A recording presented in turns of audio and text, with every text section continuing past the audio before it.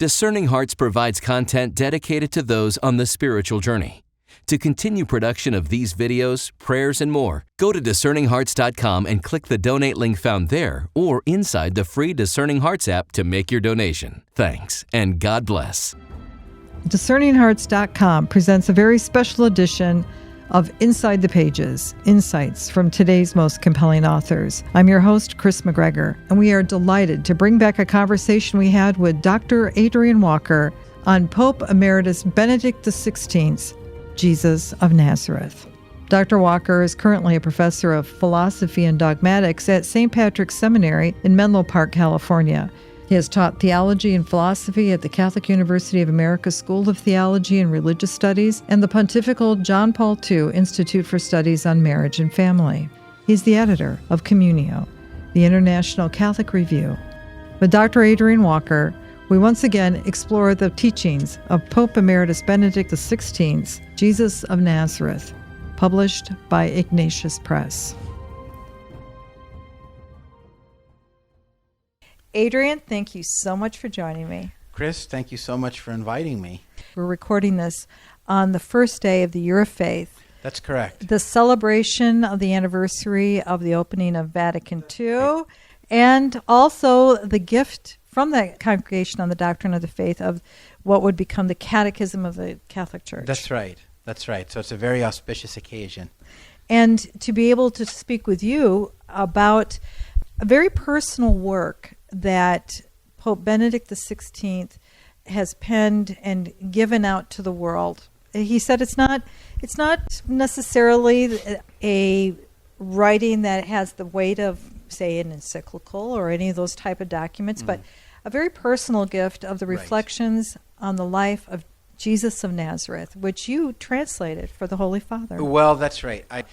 I translated the first volume, which was a wonderful experience for me, precisely because it was an opportunity to come into contact with, first of all, the figure of Christ himself, the Lord, but also with Pope Benedict, who shows himself in this book to be not only a man of God, and he is that, a great man of prayer, but also a man in whom we hear the voice of the Catholic tradition, which, as we know, is the guardian of the Scriptures, is the guardian of the Gospels, which tell us about the life of Jesus. So, in that sense, it was a great privilege. And I think you're right. Benedict does see this as a personal work. I mean, it's certainly something that he's wanted to do for a long time. It's an opportunity also for a great scholar to think through certain issues in biblical exegesis and so forth. But as I say, it's personal in a very particular way, because it isn't just sort of the self-expression of an individual. You know, to put it in colloquial English, some guy expressing his opinions. He's not speaking, of course, as the successor of Peter, but he is speaking as a man of the church whose mind, whose heart, whose whole way of being has been shaped by the church, has been shaped by profound study of the Catholic tradition, all in an atmosphere of prayer. And so there's something here that transcends sort of the merely individual, so that this is a work that I think takes its place alongside real classics of the Catholic tradition. I brought up the date and time in which we're meeting, this beginning of the Year of Faith, primarily because Pope Benedict really has fashioned for all of us, especially in this call for the Synod of the New Evangelization, to first begin with our own relationship with the person of Jesus Christ. That's correct. And how beautiful that he really has led by example in his own reflection. Absolutely. The person of Jesus Christ is absolutely central for Benedict, and the person of Jesus Christ is absolutely central in this book as well. In fact, the whole point of the book is that whereas a lot of biblical scholars have sort of cut up the Gospels cut and pasted, leaving a few scraps. Yeah. He says that if you approach the Gospels without prejudices, you realize that you can't do that. You have to put the scissors away, and you have to, first of all, see. And what you see is a person, and he uses an interesting term that translated as figure, which sounds sort of odd in English, but the point of it is that there's a unified whole, a beautiful, luminous whole, which can't be cut up into pieces. That's not to say that it's simplistic. There's a great wealth of aspects to that figure. It's kind of like a very fine wine, or a beautiful diamond with many facets, but it's one. And the Lord is one and can't be divided up. And that intuition is really central, governs the entire book, I'd say. Many people who have begun reading Pope Benedict XVI, right, and they've used this first book on the life of Jesus of Nazareth, have said that, wow, he's so deep. Yeah. And as the person who has translated those words, he's very particular in what he chooses, because each word has an important meaning. Absolutely. Yeah, I think that's actually a general rule to keep in mind when you're reading people of the stature of Benedict. They're not writing newspaper articles. I don't mean to give offense, but you read a newspaper article to get the point, to get the information. You don't remember the words afterwards. You don't ponder them. That's not the way this book is written. This book isn't written as a newspaper article.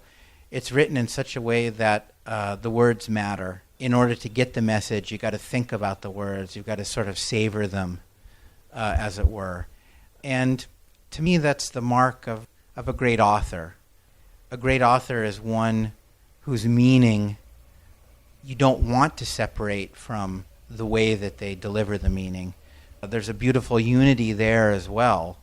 The unity of the person of Christ is reflected in the unity between, let's say, form and content in the book itself. And that's one of the ways in which you see how Pope Benedict's whole personality has been shaped by the Catholic tradition in the deepest possible way.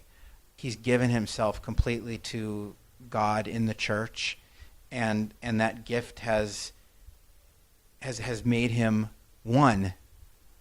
Has given him a unity by virtue of contact with the one Christ, the one Lord. So there's a beautiful coherence to the whole thing, which is just which is something that people should discover. I hope listeners won't be scared by the somewhat scholarly kind of side of the book. Will have the courage to sort of to stick with it, because the rewards that they'll get from reading it will be greater than those that you would get from a typical sort of scholarly book about, biblical interpretation. I love the fact that you use the word beautiful. Yeah. Because that is a word that he values so highly, and that's beauty. That's correct. And he has spoken so beautifully, to use that word, about art, certain types of music. Yeah, and plays himself. Exactly. Piano. All those things. He sees it as the beauty that it flows from God. And even in his writings, there's such, he's so prolific, and yet there's such that beautiful... That's right. Element to what he writes. It's obviously you've got to stop, pause, and really reflect, like a Mozart piece or a Marc Chagall painting. Absolutely, Chris. I think that's a wonderful insight about his work. Benedict is brilliant, but he's not at all a kind of dry as dust sort of professor, even though he was a professor and he was a great professor. But this stuff is all really real for him, right? And so, and his attention is always focused on what's really essential, what really matters. And that gives a simplicity to his writing and also a kind of light, you know. And it seems to me that when you put simplicity and light together, you get something very much like beauty, right? So that when we say that there's a beauty to his writing, we don't just mean that he writes well or something like that. He's got a nice style. Plenty of people have a good style. There's something more. And when I say beauty or wonderful, when I use words like that, I'm trying to sort of stammer out what that more is, what that extra dimension is, what that there's a kind of splendor, if you will, that sort of shines forth from his. Marry that to expressing the sacred, and then you really have someone who is not only practicing Lectio Divina, right, but one who is guiding us through it. Absolutely. That's the point. He offers us a kind of writing, a kind of text that is not, again, just there for information. It isn't even just there to argue out a thesis, which then other scholars will have their say about. It's there, above all, to help us encounter and understand. And that's important. I mean, he is a man of the intellect, but then every human being wants to understand, not just the scholars. So the purpose of the writing is to make us encounter and to help us encounter and understand the subject that he's talking about. Again, it's real for him, and he makes it real for us. And because the reality that he's dealing with is so big and so rich, you've got to take it slow. You can race through an internet page that that gives you the information that you need in 20 seconds, but not only can't you do that with writing like Benedict's, but you don't want to, because that would be missing the point. I mean, that would sort of be like, again, to use the example of wine, that would sort of be like guzzling wine, as a $500 bottle of wine as fast as you possibly could. Why would you want to do that? Why wouldn't you want to take it slow, enjoy it with somebody else? I mean, these are also works that you can talk about with other people very fruitfully. They're great for reading groups and discussions, precisely because there is so much content. This is Chris McGregor of Discerning Hearts, a nonprofit Catholic apostolate dedicated to evangelization and spiritual formation through the use of new media. Discerning Hearts creates engaging multimedia specializing in audio and video productions which are faithful to the teachings of the Roman Catholic Church and its rich, authentic spiritual tradition. Its mission responds to the Church's call to use the media for evangelization, catechesis, and spiritual renewal. We have made a commitment since the beginning to make the truth shared through Discerning Hearts totally free to users throughout the world. Besides our website, discerninghearts.com, Discerning Hearts has a newly updated free app where users can find all their favorite Discerning Hearts programming, including Father Timothy Gallagher, Dr. Anthony Lillis, Deacon James Keating, Mike Aquilina, Dr. Matthew Bunson, and so many more. There, too, you'll find numerous beautifully produced devotionals and novenas, including the Holy Rosary and Stations of the Cross, to help users create a sacred time for prayer wherever they may be. Discerning Hearts programming can be found on numerous streaming platforms such as Apple Podcasts, Google Podcasts, Amazon Music, iHeartRadio, Pandora, Spotify, Stitcher, TuneIn, and so many more. Discerning Hearts also has an ever-growing YouTube channel. Discerning Hearts online spiritual retreats and seminars have helped souls in North and South America, Europe, Africa, Australia, the Middle East, and the Philippines.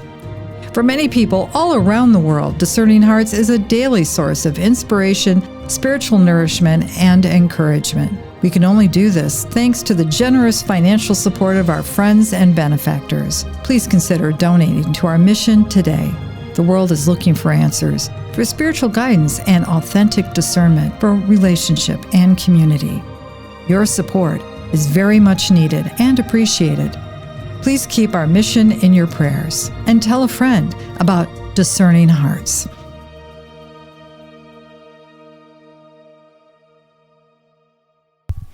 And as you said, to do any of that would be essentially a crime, and someone's obviously doing that in the background If here. somebody's doing that in the background, that's right. It may be somebody who's running away with a $500 bottle Well, it's of wine. Rome, isn't it? It's You're going to Rome, have that exactly, sound. Exactly.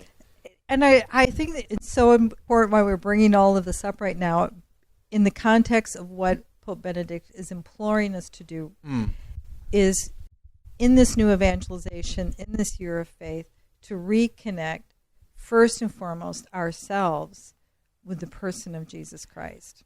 That is absolutely essential, because if we don't do that, then what do we have, right? Mm-hmm. That reminds me of a section in the book of volume 1, I should say, of Jesus of Nazareth, where the Pope talks about the temptations of the Lord in the desert.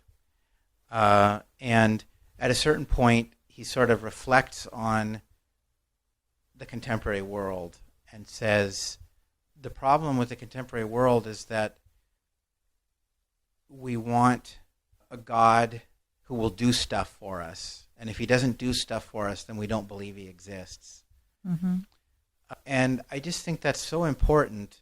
It's related to what you say, because Jesus is our God, right? I mean, he's the, in him, the eternal Son is incarnate, and in the Son, the Father and the Holy Spirit are present. So to talk about Jesus and to talk about God, it's very, we're talking about the same thing ultimately. So the point being that that's totally the wrong question. That's totally missing the point. The point is God is. The point is Jesus is and is Lord. And the very first thing is to recognize that. And recognizing that means exactly what you say, entering into a relationship. Not, though, a relationship where I'm the one who dictates the terms. Mm-hmm. It's a relationship that God starts. So this focus on God, this focus on the person of Jesus Christ, not because they solve problems for us or do stuff for us or make us feel better or even explain things for us, but because they are who they are and what they are. That's absolutely essential for Benedict. Because if we don't do that, then we also miss out on what we are, because we're made for God, right? Mm-hmm. So if we miss out on recognizing God just for his own sake, we actually miss out on ourselves. We actually sell ourselves short. Mm-hmm. In translating his work, what stands out for you as far as... Well, what shines for him is precisely the person of Christ. There's a wholeness that resists being cut up. Mm-hmm. Scissors are no good, actually. Rather than scissors, you need eyes, because then you can see what's in front of us, which is to say, this person who is completely unique, Jesus, who is completely whole, who can't be reduced to anything less than himself, who can't be sort of translated or substituted by anything else, but just is radiantly himself. And I think there is a radiance there. There is a shining forth. And Benedict has seen that light. And that's exactly the light that we see even in the way Benedict writes. I mean, the light kind of, suffuses everything, including the way he writes, and that's what shines for him, I think. He's a surprising man in many ways, especially for America. Maybe you recall as well when he came to our country and everybody had expectations. Yeah. He was the tough pope. He disarmed everyone with his humility. Absolutely. Including the media. Absolutely. Yes, that's absolutely right. I mean, Benedict is not who the media think he is. He's not who most people who have listened to the media think he is. In fact, what you just said is really a key point. He's humble. when he was prefect of the doctrine of the Congregation for the Doctrine of the Faith, I mean, when he had to take an unpopular position, he didn't do that because of his personality. I mean, that's ridiculous, actually. I mean, when you think about it, that claim could be that claim could be made as if it were a question of sort of, he loves imposing his personality. He doesn't at all. The point is that he does what he's asked to do.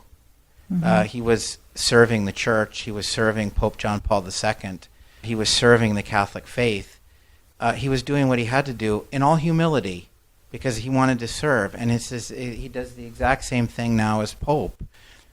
He does what he's asked to do because that's the point. The Pope is not a dictator.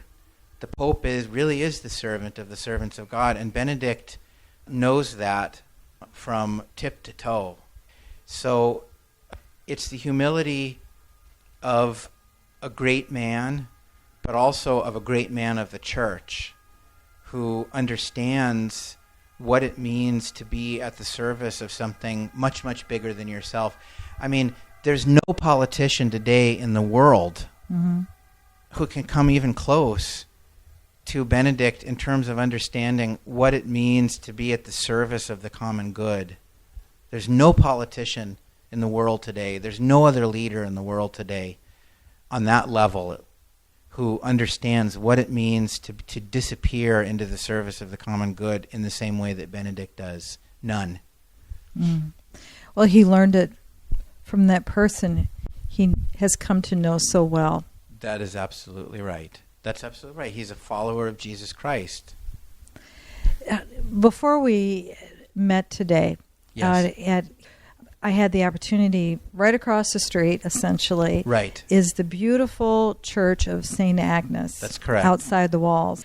And having just the blessing of being able to go down those steps to the crypt where that young girl so long ago, now her remains now lie after, 1,700 years at least, maybe longer? Yeah. Yeah, and there next to this humble, quiet place is a prayer that is said that you could enter into if you wanted to, and it says, essentially at the very end, help me to respond to his fidelity. Exactly. And exactly. Wow, isn't that your faith? Isn't that what we're called to do, is to respond? That's right. That's right. And exactly what you say, to respond to his fidelity. So Christ is faithful first to the Father, but then also to us, really. I mean, how often we betray and so forth, and yet, I mean, he comes back with his grace. I mean, and Benedict has spent his life contemplating that fidelity and learning from it and trying to imitate it as best he can. And I think that's what we see. Again, his humility. It doesn't mean that he thinks meanly of himself. It means that he doesn't think of himself at all. It means that he thinks about what he's been asked to do, just like Jesus did. Jesus certainly didn't think meanly of himself. I mean, it would have been monstrous for the Son of God to think meanly of himself. He didn't think about himself. He thought about the Father and what the Father had asked him to do, because he came not to do his own will, but the will of the one who sent him. And Benedict has spent his life watching Christ do that, and watching the great men of the church and women of the church in the past and in the present do that, and has said, that's what I want for my life, and that's what he's done. And that's the beauty of the man, and that gives a unity to all the other aspects.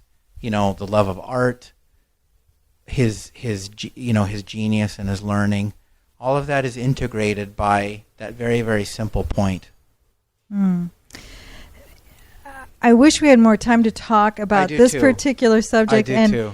But I would ask you, any final thoughts on Pope Benedict and on the opportunity for us to be able to enter into Jesus of Nazareth? Well, maybe I'll take the last point that you mentioned, just entering into the book. I think, first of all, I would say try to enter in. So those who haven't read it or who have only read part of it, I would encourage to pick it up.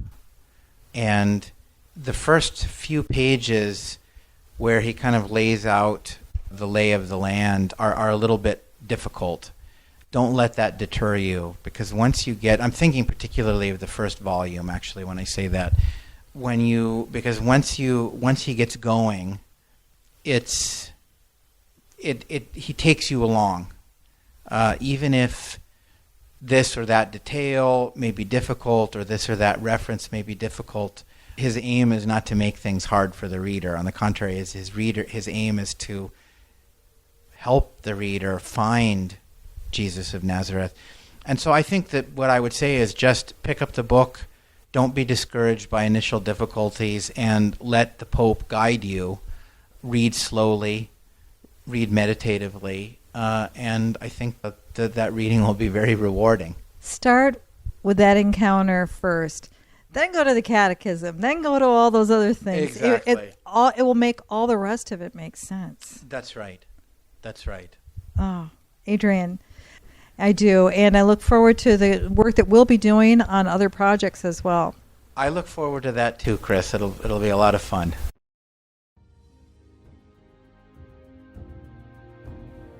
With Dr. Adrian Walker, we've gone inside the pages of Pope Emeritus Benedict XVI's Jesus of Nazareth. To learn more about this book or to obtain a copy, go to Ignatius.com, the website for its publisher, Ignatius Press, or you can find it at any fine Catholic bookstore. To hear and or to download this conversation, along with hundreds of other spiritual formation programs, visit DiscerningHearts.com, or you can find it within the free Discerning Hearts app. This has been a production of Discerning Hearts. I'm your host, Chris McGregor. We hope that if this has been helpful for you, that you will pray for our mission, which is to offer authentic and rock-solid spiritual formation freely to souls around the world. And if you feel us worthy, please consider a charitable donation, which is fully tax-deductible, to help support our efforts. But most of all, we hope that you will tell a friend about DiscerningHearts.com and join us next time for Inside the Pages, insights from today's most compelling authors.